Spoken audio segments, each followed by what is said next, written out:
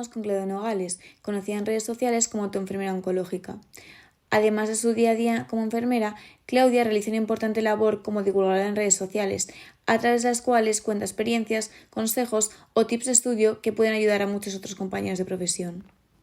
Pues bueno, la verdad que hablando así como ya con la parte profesional, sí que es verdad de que el proyecto surgió a raíz de un cambio de servicio que hice. Yo sí que es cierto que es por eso siempre lo explico, que yo cuando acabé la carrera y bueno, y durante ella, yo siempre decía, los servicios que no quería tocar eran salud mental y oncología. O sea, es que lo tenía como muy claro y también era por el gran tabú que hay y bueno, que también existía, que como hay tan poquísima información sobre ambas áreas, bueno, pues como que nadie quería tocar esos servicios. Y yo empecé a hacer las prácticas en salud mental y bueno, estuve 2 años, luego también quise probar cosas nuevas y justamente en plena pandemia me fui a pediatría.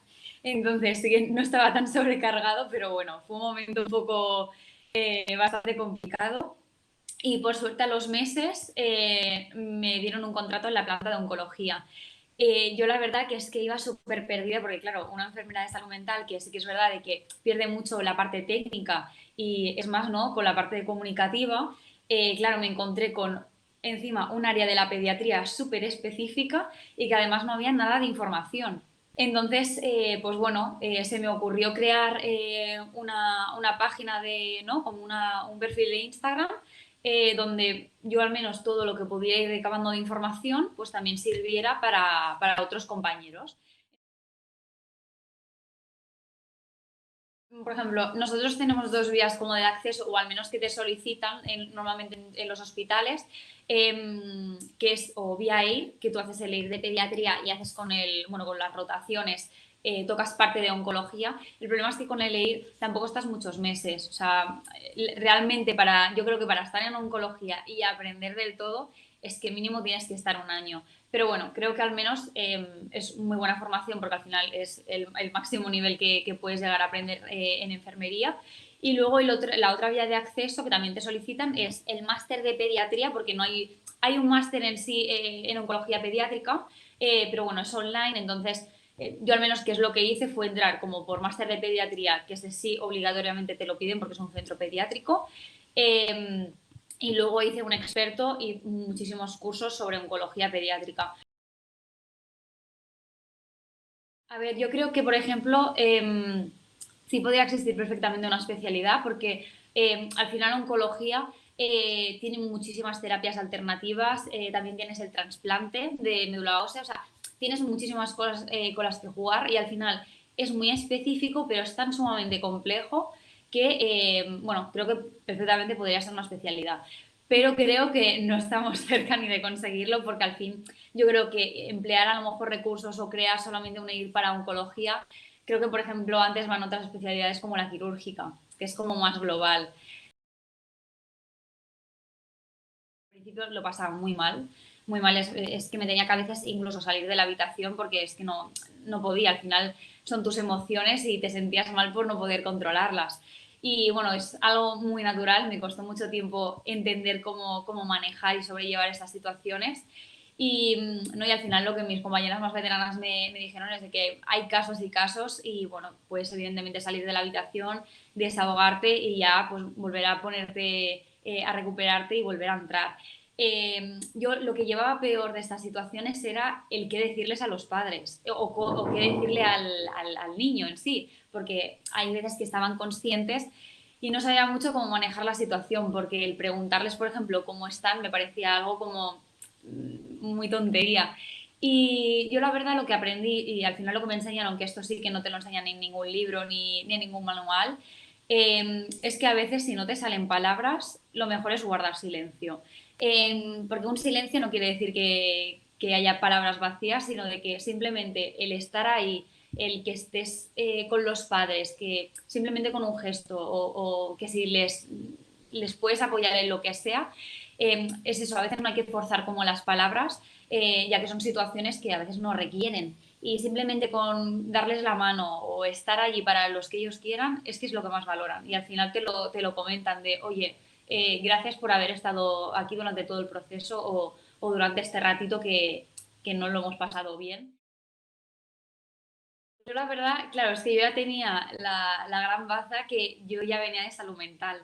Entonces, evidentemente sí que no me he enfrentado a estas situaciones, pero sí que me vino muy bien el, no como el adaptarme a cada perfil de familia, porque sí que es verdad que cada uno al final tiene una forma de ser y también tú te tienes que dirigir en función del carácter de la persona. Hay personas, por ejemplo, que, ¿no? que dicen, ay, pues qué padre más borde, que... y a lo mejor es porque está enfrentando el duelo de manera pues bueno, con rabia y no es a ti dirigida. Sí que es verdad de que, bueno, que las situaciones estas que eran más difíciles de cuidados paliativos, pues eran las que me costaban más y es lo que te he comentado. Al principio era, bueno, estaba como muy sobrepasada, me lo llevaba a casa y además, claro, eran pacientes que teníamos de larga estancia y que al final conoces.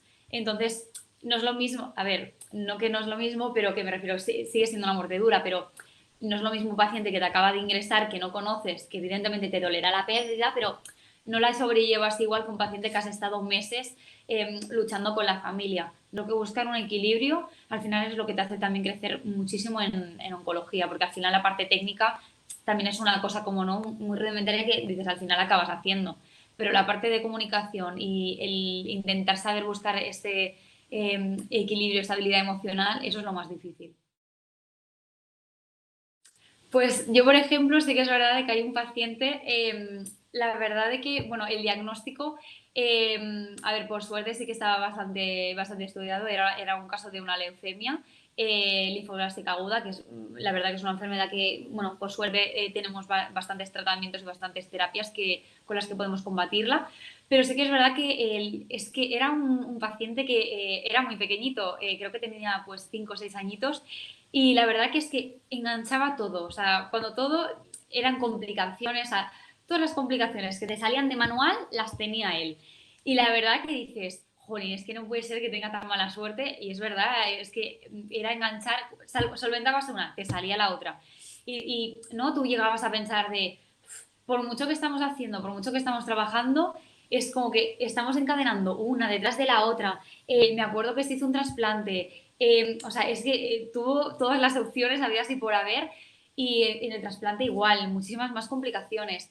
Y llega un punto que dices, es que o sea, es que no creemos que vaya un desenlace bien. Y la verdad que estuvimos con él muchísimos meses, o sea, estuvimos ingresados con él como 6 meses, la familia al final también era súper cercana bueno, tenías pues con un vínculo de cariño y la verdad que estaba muy sobrepasada también. Nosotros, la verdad que es que, bueno, nos costó al final, ¿no? Como ese trato, porque al final era tan cercano que a veces como te cuesta, ¿no? Cuando tienes que dar una mala noticia, cuando sabes que va como mal encaminado y al final, contra todo pronóstico, era un torbellino, es que me acuerdo de que, no, o sea, dices, yo no sacaría energías para nada y la verdad que cada vez que ibas, a lo mejor estaba con 39 de fiebre y estaba saltando y jugando. Que dices, ¿cómo puede ser que yo con 37 ya estoy en la cama casi? Y la verdad que al final, bueno, hizo remisión completa, ahora está crecido, está súper guapo y bueno, la verdad, ¿no? Que al fin era el típico caso que dices, importa también la actitud, aunque fuera un niño pequeño, pero las ganas que tenía él de salir a jugar, ¿no? de vivir, la verdad es que como hace un 40% también del tratamiento y al final lo hemos visto en muchos niños. Mm. A ver, nosotros, por ejemplo, también al ser, y sobre todo, bueno, hay más integridad con la familia porque también somos un centro pediátrico y lo que yo, por ejemplo, me gusta hacer mucho es integrar a los padres, si ellos quieren, claro, en los cuidados. Si, por ejemplo, hay que hacerle, pues, una cura de algo y evidentemente es sencilla y ellos simplemente, pues, me pueden pasar gasas, algo que es súper simple, ellos ya como que se quedan tranquilos de decir, jo, estoy ayudando como también a mi hijo, ¿no? Porque a veces se quedan como súper impotentes de decir, es que no puedo hacer nada, estoy aquí apoyándole, pero no, realmente no puedo hacer nada.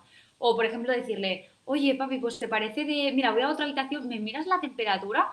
Que la puedes hacer tú, pero simplemente es como para que ellos lo hagan de verse como integrados. Entonces, creo que al final también eso les ayuda muchísimo como a decir, vale, pues bueno, he ayudado ¿no? a que esto tire para adelante, aunque sea con cosas súper básicas que Ujú. luego evidentemente pues bueno, hay situaciones que están sobrepasados y al final lo pagan también contigo de pues de no, que al final pues eso es una situación muy dura, muy difícil y hay veces pues bueno, que al final las que estamos ahí 24/7 somos también el personal de enfermería y a veces, pues bueno, te comes comentarios, pues bueno, que evidentemente no son personales, pero bueno, al final también se tienen que entender porque es un servicio que es muy duro, que al final pues son muchas las horas que se pasan también en el hospital.